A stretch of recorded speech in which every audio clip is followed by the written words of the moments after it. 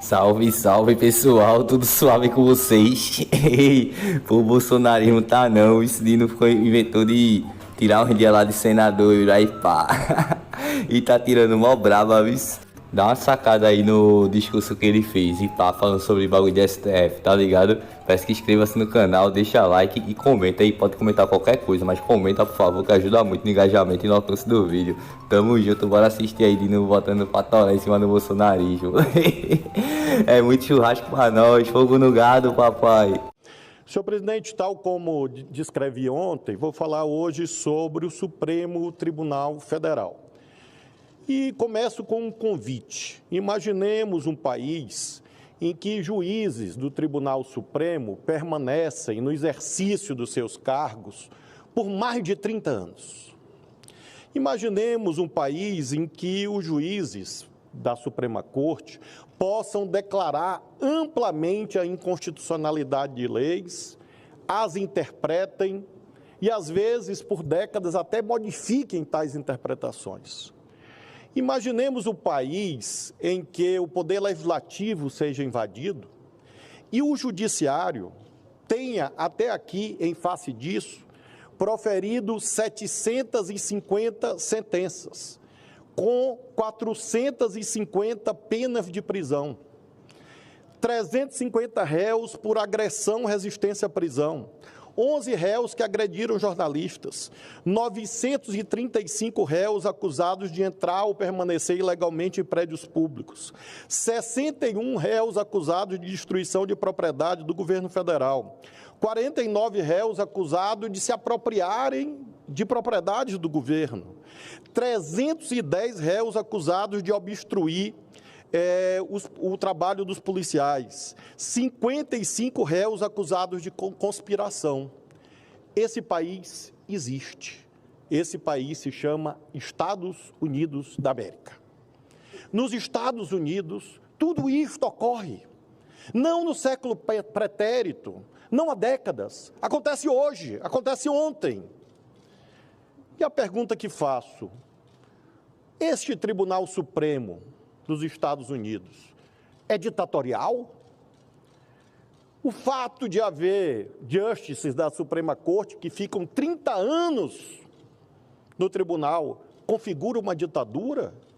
O fato de haver controle de constitucionalidade das leis é uma anomalia? Se algum dos ilustres integrantes desse parlamento e da sociedade assim pensarem, claro que é legítimo. Mas será algo, sem dúvida, inédito alguém dizer que este modelo de estruturação do Poder Judiciário é um modelo em si mesmo antidemocrático. A conclusão que extraio, senhor presidente, é que não é a mera existência de mandato no Tribunal Supremo que define se ele é compatível ou não com a democracia. Porque se houvesse esse automatismo, esse absolutismo no diagnóstico, significaria, por dedução lógica, dizer que o Tribunal Supremo dos Estados Unidos é um tribunal antidemocrático. Respeito quem eventualmente assim pense, mas não me parece ser propriamente a melhor conclusão consentânea com o estudo do direito constitucional no mundo. Flávio Dino, ligeiramente ligeiro. Já pegou e deu papo logo no bagulho dos Estados Unidos e pá, e aí vai dizer que Estados Unidos é uma ditadura. Se vê que é capaz da galera dizer isso, ainda, que tem uma galera que é muito pirada, isso. Tem a galera que se pendura nos cantos querendo pedir golpe. Até em frente de caminhão.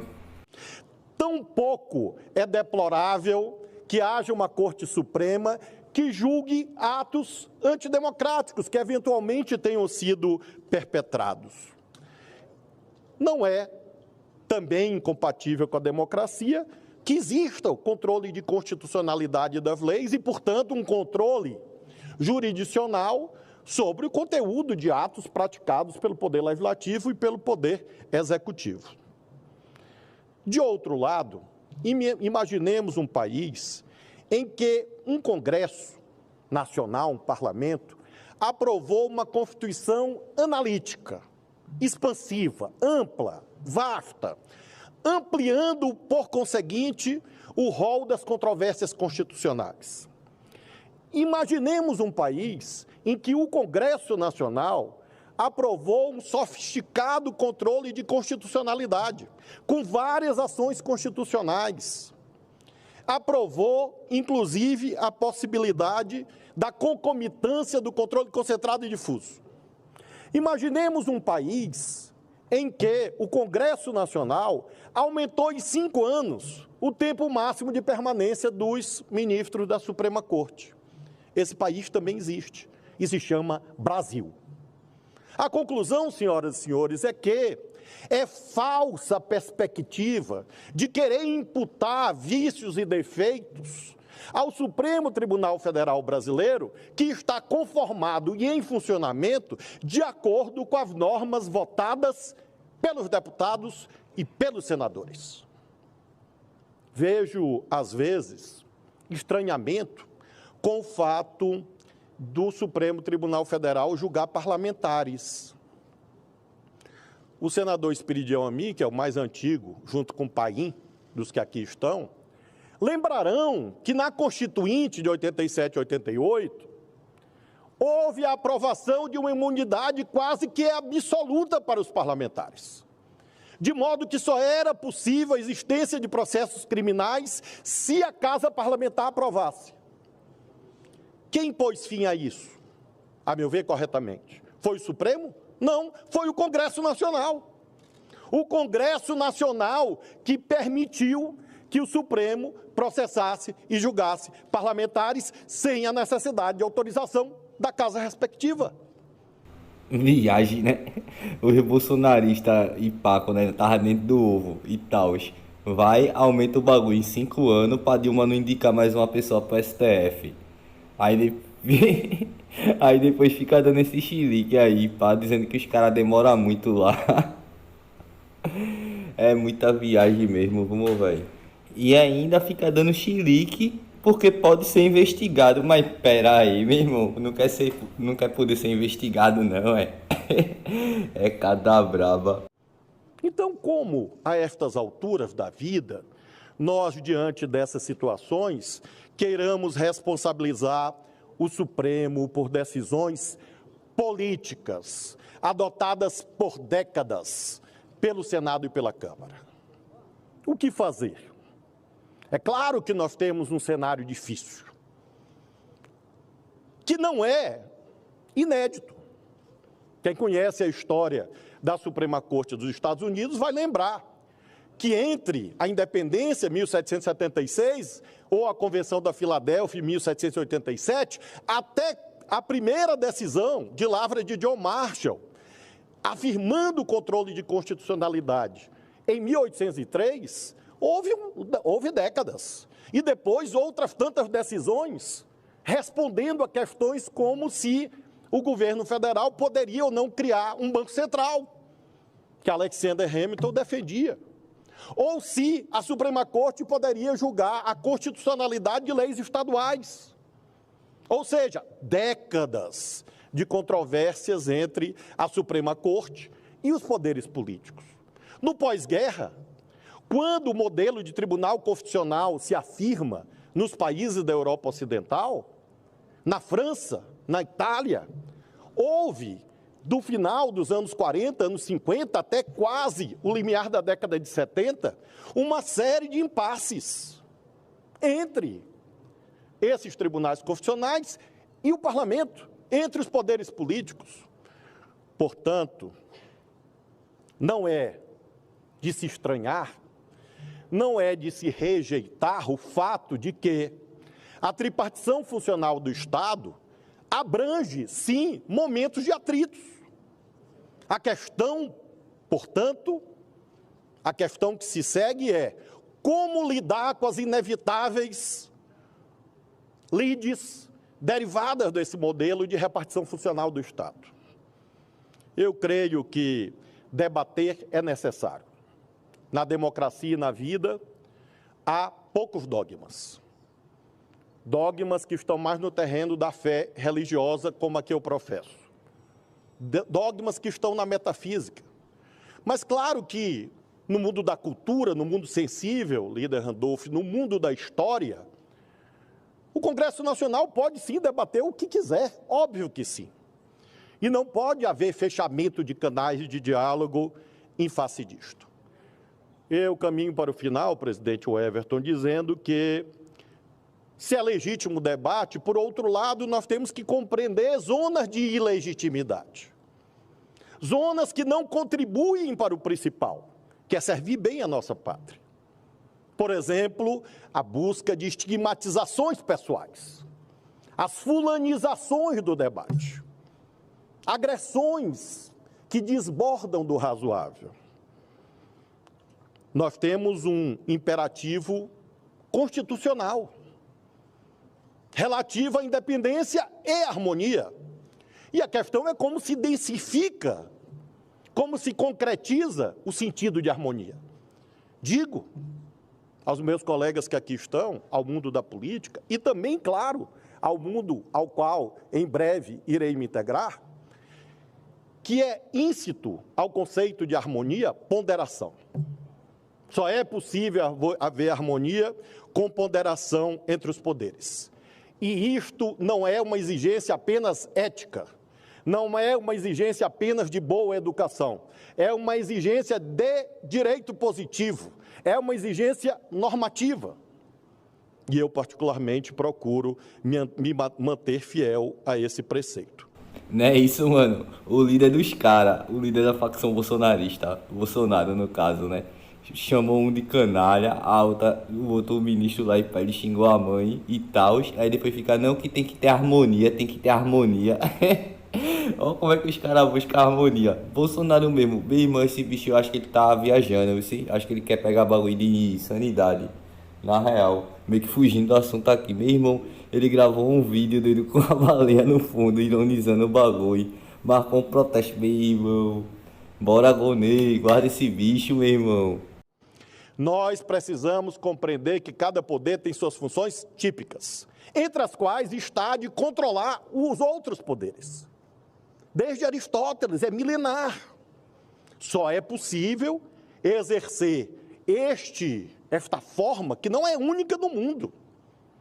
Há países, como a China, que adotam um mandato no Tribunal Supremo, mandato para o presidente. Na China, quem escolhe o presidente do Tribunal Supremo é o Congresso, com um mandato de 5 anos. É uma forma. Há alguém que não gosta do modelo dos Estados Unidos e gosta do modelo chinês. Muito que bem. Tira brava, Lino, tira brava. Fala lá de Bolsonaro batendo continência pro soldado comunista lá na Rússia. Há vários modelos possíveis, mas nós precisamos entender que não pode haver afastamento do conceito de controles recíprocos entre os poderes. Vejo com muita preocupação falsas soluções. A ideia, por exemplo, de que o Senado é quase que obrigado moralmente a votar o impeachment de um ministro do Supremo. Impeachment por quê? Ah, Dino, os caras ficam passando pano, né, meu irmão? Pra golpista e pá, querendo dar pena pequena, diz que não teve golpe, não teve tentativa de golpe, que era só um protesto e pá. Aí já ajuda, né? Tira esses dois, aí Lula pode indicar mais dois, vê que massa. Aí entra uma mulher e Silvio de Almeida, ia ser o bicho. Impeachment porque não gostou da decisão? Isto não é impeachment. Impeachment é uma sanção por crime de responsabilidade, tipificado em Lei 1079 de 50. Não existe impeachment por gosto, não existe impeachment pelo conteúdo da decisão judicial. E como que isto é perigoso?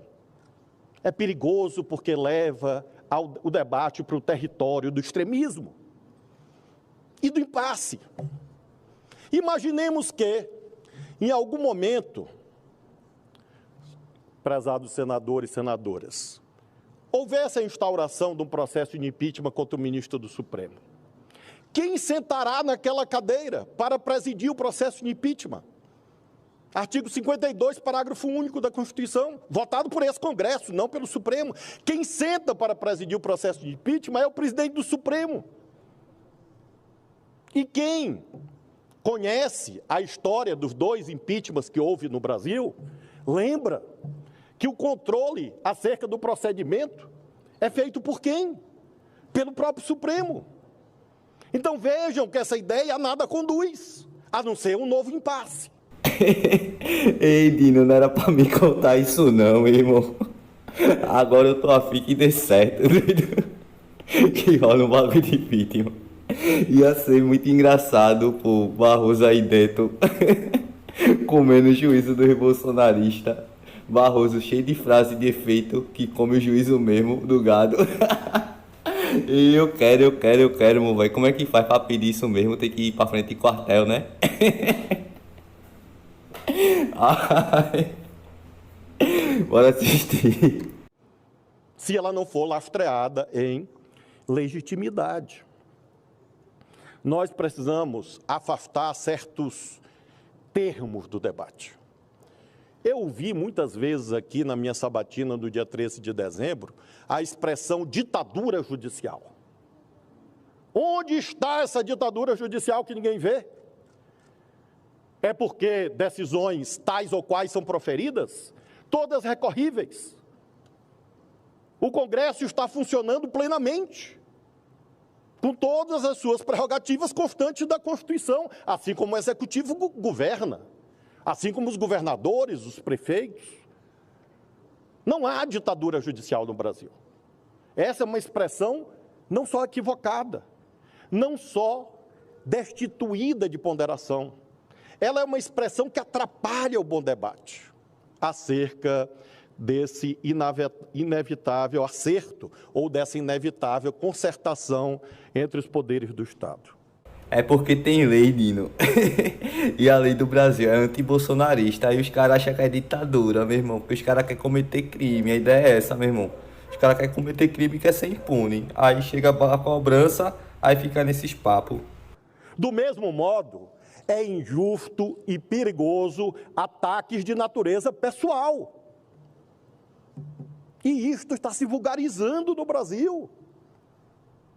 Eu vejo, por exemplo, ataques pessoais a vários ministros, mas com mais frequência, ultimamente, ao ministro Alexandre de Moraes. E pergunto, as decisões do ministro Alexandre são irrecorríveis? Não. Qual a decisão do ministro Alexandre de Moraes que foi revista pelo plenário do Supremo? Nenhuma. Então, por que fazer ataque pessoal a um ministro, se as decisões estão respaldadas pelo colegiado? Aonde isto conduz? Conduz a bons termos o debate, e me refiro a ele e poderia me referir a outros ministros. Eu explico, Dino. A mágoa com o Xandão foi porque ele ficou sendo relator daquele inquérito lá das fake news, que resulta na Operação Lava Gado hoje. Tá ligado? E Barroso porque ele tava sendo presidente lá do bagulho do TSE e foi-se embora lá no parlamento defender bagulho de voto eletrônico. Aí pronto, os caras, aí Bolsonaro, tipo, pra atacar os bagulho que os caras faz, aí ataca o cara, tá ligado não? Em vez de atacar o inquérito, ele prefere atacar Alexandre de Moraes.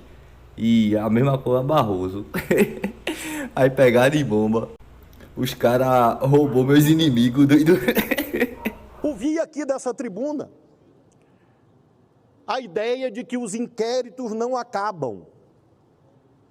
Senhoras, senhores, os inquéritos e os processos relativos à invasão do Capitólio nos Estados Unidos tampouco acabaram. E será que os Estados Unidos se converteram agora, aos olhos de alguns, em modelo de ditadura? E pergunto mais, qual o juiz que arquiva inquérito de ofício? É possível a um juiz, a um relator, pôr fim a um inquérito porque quer?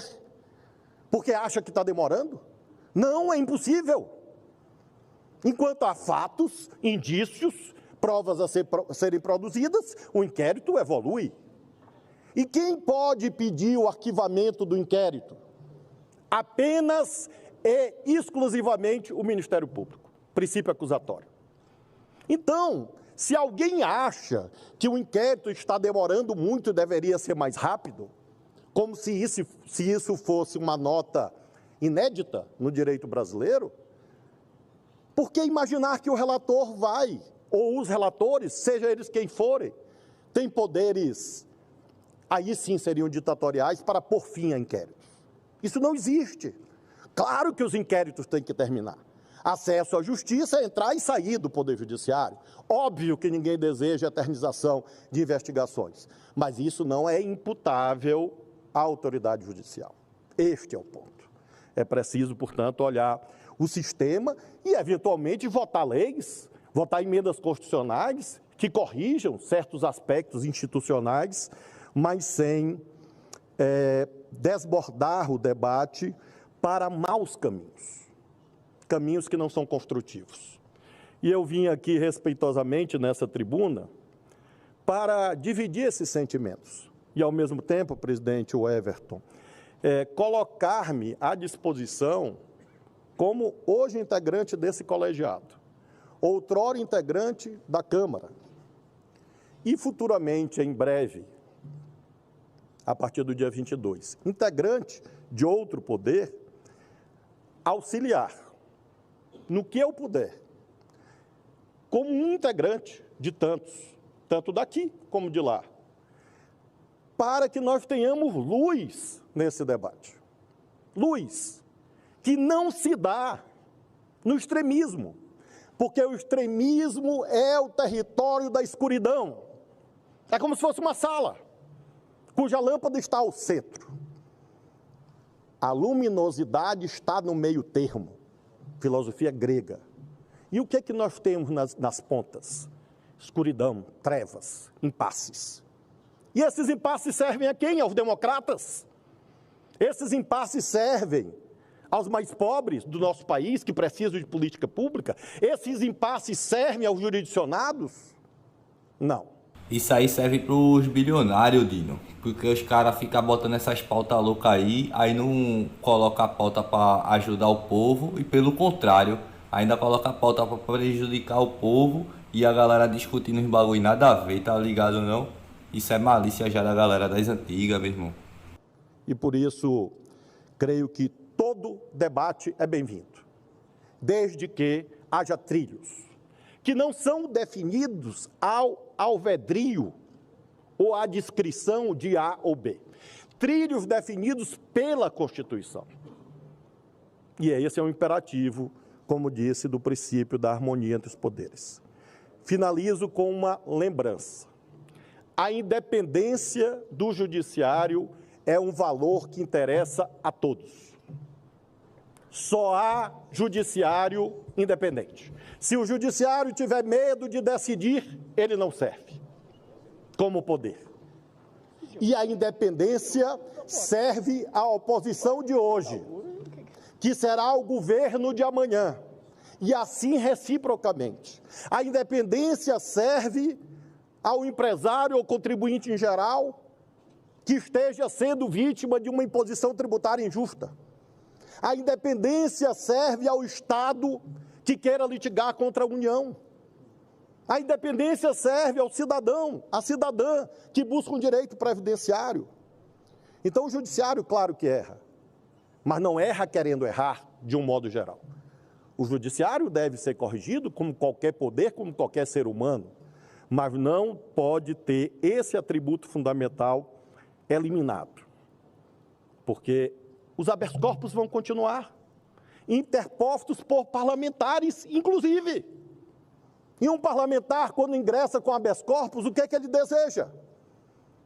Que ele seja julgado de modo justo.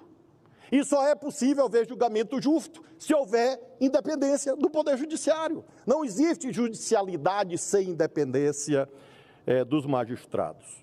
Por isso, lembrando que há alternância nos poderes políticos, nós não devemos nos deixar levar pelas paixões momentâneas. Eu tomarei posse no dia 22. Se vigorassem as regras da Constituição de 88, eu ficaria no Supremo por 14 anos, alinhado com as melhores práticas internacionais. Quem me deu mais 5? O Supremo? Eu. Não o Congresso. Que numa conjuntura política, numa situação política, datada, determinada, para impedir uma presidente da República de fazer nomeações, o Congresso resolveu ampliar de 70 para 75 anos.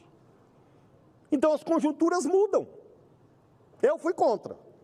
Naquele momento, dei entrevistas. Vejam os paradoxos da vida. Essa emenda constitucional, não sabia eu, me daria, em vez de 14, 19 anos no Supremo.